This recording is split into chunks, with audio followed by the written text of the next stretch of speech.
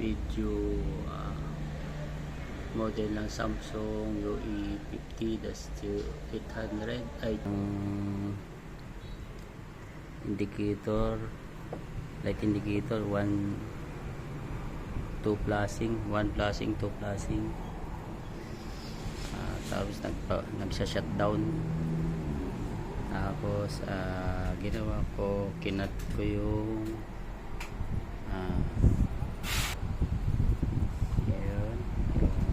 LC1, LC2, CK1 hanggang BSS.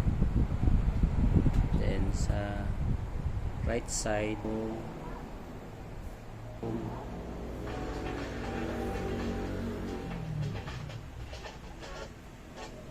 kinat ko yung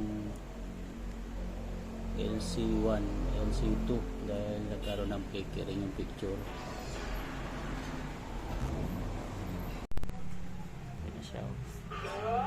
Okay na yung picture.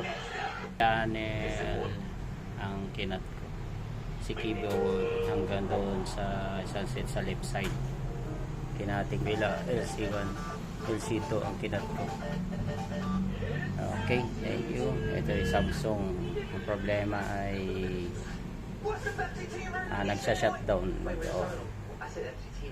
nagpo-protect siya.